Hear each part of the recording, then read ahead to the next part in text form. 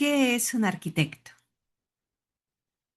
Tómate un segundo para responderlo. Seguramente pensaste en alguien que diseña edificios, que hace planos, que crea espacios habitables o espacios corporativos o diseña parques o diseñó la casa en donde vives. Ahora imagina que la respuesta fuera otra, que un arquitecto tuviera que saber de leyes, de medicina, de música, de astronomía, de filosofía, de historia. Todo eso a la vez en una sola persona. Suena exagerado, ¿verdad? Pues es exactamente lo que pensaba el hombre que escribió el primer tratado de arquitectura que conservamos. Se llamaba Marco Vitruvio Polión. Él fue ingeniero al servicio del ejército romano, de estos que construían las máquinas y obras para las legiones. Y con los años dejó por escrito todo su saber en un libro que denominó los 10 libros de la arquitectura. Este libro se lo dedicó al emperador Augusto. Pero si quieres conocer más acerca de los detalles, el contexto y cómo fue que él creó este libro, te invito a que vayas a mi otro video que se denomina ¿Qué es la arquitectura? Ahí vas a encontrar todas estas detalles a conocer. Para Vitruvio no bastaba con saber levantar muros. El arquitecto que él denomina en su tiempo es aquel que tiene que cruzar muchos saberes, es decir, ser capaz de tener muchas disciplinas intrínsecas, aprendidas y practicadas. Y bueno, hoy vamos a ir platicando justamente una por una de cómo él las va explicando. Hablemos sobre lo que era en ese entonces el oficio. En ese mundo, cuando se trabajaba una obra romana, la cual se entiende como hoy en día lo es, donde participan muchas disciplinas, es como su organismo vivo, pues igualmente en aquel entonces existía el cantero, que talla el acanto de un capitel. También estaba el carpintero, que cepillaba la madera de los andamios y todas las cimbras. Y además está también el que se encargaba de revisar la plomada o que los muros estuvieran, perdón, a plomo en base a la escuadra. Es decir, estos geómatras que perfectamente se aseguraban que todo estuviera en perfecto orden con la escuadra. Y también estaba el herrero que forjaba las grapas que unían a los sillares y podemos ver aquí en esta lámina un poco la idea de lo que es el mosaísta, el cual coloca las teselas o estas pequeñas piezas que se van acomodando una por una para empezar a generar lo que va a ser el pavimento. Bueno, estos eran los oficios que participaban en una obra, pero el arquitecto romano no era ninguno de ellos. Y en cierto modo, eh, sí lo era porque tenía que entender todos estos oficios, ¿sí? Vamos a leer específicamente qué dijo Vitruvio acerca de cuál es la definición de un arquitecto, ¿sí? Vitruvio abre su tratado diciendo que el arquitecto no es un oficio, sino que él nace de dos prácticas o dos disciplinas muy importantes. Una, la práctica y otra, el razonamiento. Miren, vamos a leerlo. Vitruvio escribió, es conveniente que sea ingenioso e inclinado al trabajo, pues no es posible llegar a ser un diestro arquitecto si posee talento, pero carece de conocimientos teóricos o viceversa. Detengámonos en esta idea, porque este es el corazón de todo. El talento sin estudio no basta, el estudio sin talento tampoco. Ninguno de los dos por sí solo va a hacer a un arquitecto. Bueno, eso en aquel tiempo, ¿eh? Y a partir de aquí Vitruvio despliega una lista que puede sorprendernos. El arquitecto dice que ha de ser instruido, hábil en el dibujo, competente en geometría, lector, atento de los filósofos, entendido en la música, documentado en medicina, ilustrado en derecho y perito en astrología. Vamos a recorrer este mapa de saberes uno por uno y veremos que en cada caso Vitruvio no pidió una erudición por adorno. Es decir, cada disciplina resuelve un problema concreto de la obra. Fíjense, él empieza por las letras. Dice que el arquitecto ha de ser una persona culta que conozca la literatura para fortalecer su memoria. Es decir, alguien capaz de leer, de retener, de dejar constancia escrita de su saber. Luego, el dibujo, por medio de reproducciones gráficas, dice, el arquitecto puede formarse una imagen de la obra que quiere realizar antes de levantarla. El dibujo como una anticipación, es decir, ver el edificio en el papel antes de verlo en la piedra. Después, la geometría con la regla y el compás para trasladar los diseños al solar, la óptica para situar correctamente la luz según la orientación del cielo y la aritmética para calcular los costes y justificar las medidas. Y al final de esta lámina, algo que nos toca de cerca en este canal, dice que debe de saber de historia. Vitruvio pide que el arquitecto conozca a fondo la historia porque a menudo emplea ornamentos cuyo significado debe poder explicar. Y él pone un ejemplo. Él habla acerca de las cariátides, esas figuras de mujer que sostienen el entablamento en lugar de columnas. Vitruvio cuenta que representaban a las mujeres de Caria, una ciudad castigada por aliarse con el enemigo, condenadas a cargar para siempre el peso como memoria de la falta.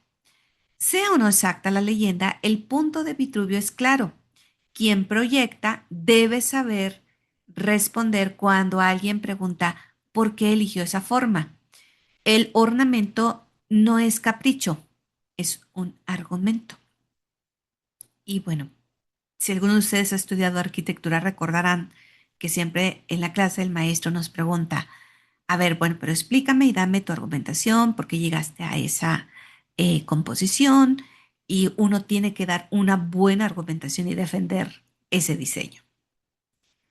O simplemente cuando ya tu obra está construida y alguien te pregunta, bueno, ¿y por qué fue esa obra? Entonces, bueno, tendrías que darle esta historia a saber del el porqué del adorno, como lo diría Vitruvio. Eso no termina ahí, sino que sigue hablando acerca de otras disciplinas como la filosofía. Y la filosofía ocupa un lugar muy especial para Vitruvio porque lo hace desde dos enfoques.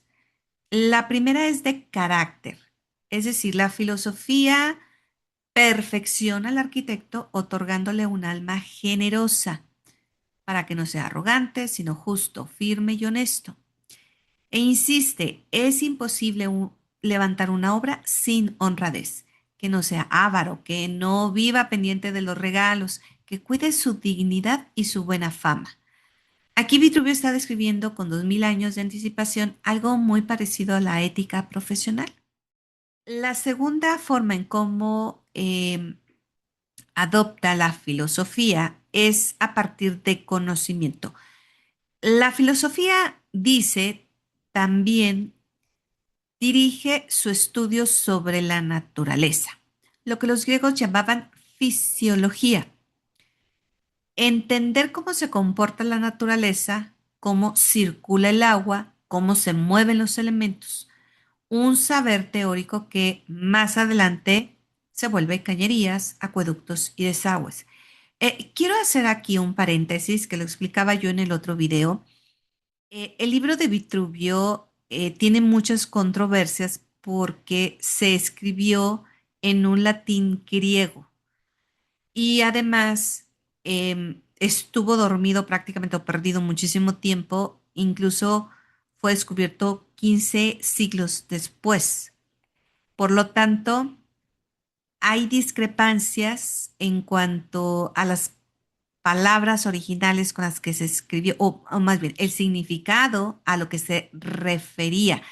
Pero por el resto del texto podemos inferir, como lo hacemos ahorita, a partir de los estudiosos que han estudiado ese tema. Esto es una investigación que yo he hecho a partir de autores que han estado indagando el tema, ¿ok? Por eso a lo mejor no es entender la palabra como tal filosofía en la concepción como la tenemos hoy, sino es tratarla de entenderla desde el punto de vista de los antiguos, ¿sí? Y por supuesto, estas son conclusiones de estudiosos que han analizado este libro eh, mm, cantidad de veces, ¿ok?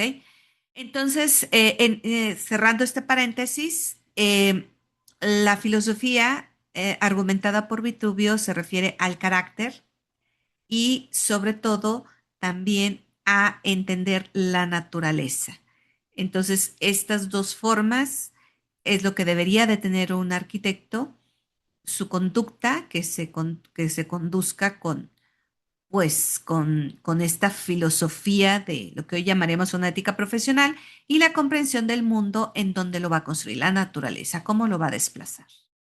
Llegamos a una de las exigencias que más nos descoloca hoy en día, la música. ¿Para qué necesita un arquitecto saber de música? Vitruvio responde con una lógica impecable para su época. La música es, ante todo, la ciencia matemática de los sonidos. Es proporción, es tensión, es medida. Y esa misma ciencia de la tensión era la que permitía afinar las máquinas de guerra. Las catapultas y las ballestas funcionaban con cuerdas trenzadas que había que tensar exactamente igual de los dos lados.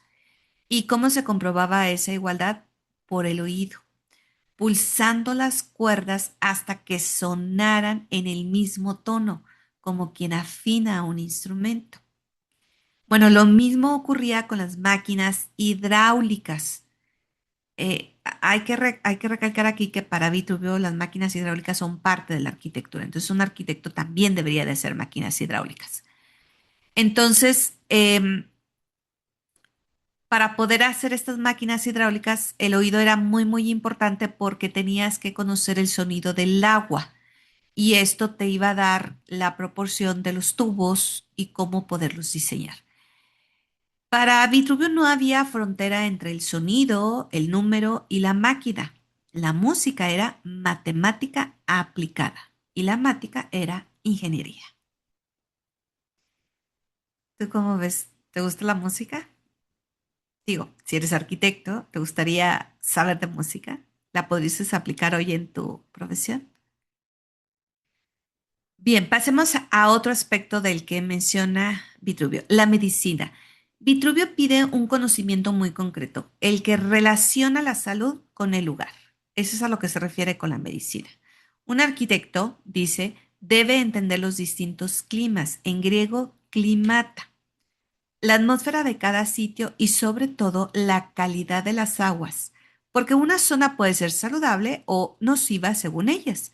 Sin tener en cuenta esto, concluye, no es posible construir una vivienda saludable. Aquí Vitruvio se adelanta a algo que hoy llamaríamos salubridad o arquitectura del bienestar o arquitectura saludable. Elegir bien dónde se asienta una casa o una ciudad, la orientación, los vientos, el agua, es literal para Vitruvio un sinónimo de saber de medicina. Es decir, estamos hablando de que el arquitecto tendría que hacer como su función de un médico y de construir esta obra saludable para prevenir cualquier desplazamiento que pudiese provocar enfermedades o inclusive la muerte para sus habitantes. Por ello, la medicina desde esta visión es entender el todo donde se va a emplazar ese objeto arquitectónico para que no se provoquen enfermedades a posteriori para sus habitantes. Interesante, ¿no? Vitruvio termina con dos últimas exigencias. Parece estar en extremos opuestos, lo terrenal y lo celestial. Sin embargo, ambas tienen que ver con poner orden. Primero, el derecho o las leyes. El arquitecto debe de conocer las leyes porque estas son las que regulan los muros que separan unas casas de otras, las goteras, las cloacas y los desagües.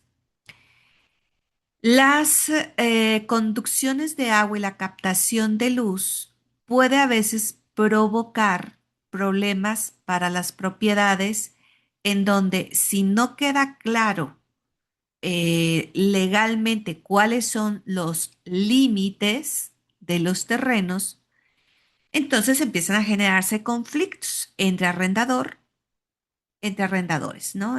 O inquilinos, ¿no? Em, un buen arquitecto debiera de anticipar estos problemas para que nadie quede expuesto a fraudes. Una vez que haya sido terminada la obra, implicaba que el arquitecto debía de asegurarse que en la parte legal todo estuviera bien. Eso me recuerda cuando trabajé en obra pública en un municipio donde teníamos que em, emitir las licencias de construcción. Y no tienen ustedes idea la cantidad de solicitudes que teníamos de quejas del vecino porque el vecino había invadido su terreno y pues era revisar las escrituras, revisarlo legalmente y tienes que saber de leyes. Entonces me parece muy interesante esta parte que aborda Vitruvio porque trayéndolo a nuestro día creo que siguen existiendo estas problemáticas que hoy deberíamos de prevenir. Y bien, la otra exigencia es la astrología, que aquí conviene entenderla bien. No se trata de aquí de que el arquitecto debiera de saber de horóscopos. No, no, no, no, para nada. La astrología en este tiempo se entendía como la ciencia que conocía los puntos cardinales, lo que es el oriente, el occidente, lo que es el mediodía, el septentrión, los equinoccios, los solsticios, es decir, los movimientos de los astros que permitían el movimiento de la vida. Es decir, lo que te marcaba la pauta para levantarse, para las cosechas, para dormir. Entonces, para un arquitecto debiera de ser muy importante esta práctica porque sin este saber era absolutamente imposible entender la disposición de los relojes. Pero ¿de cuáles relojes estamos hablando? Bueno, pues de los relojes del sol y y del agua, que son los instrumentos que en el mundo antiguo se medía a partir del cielo.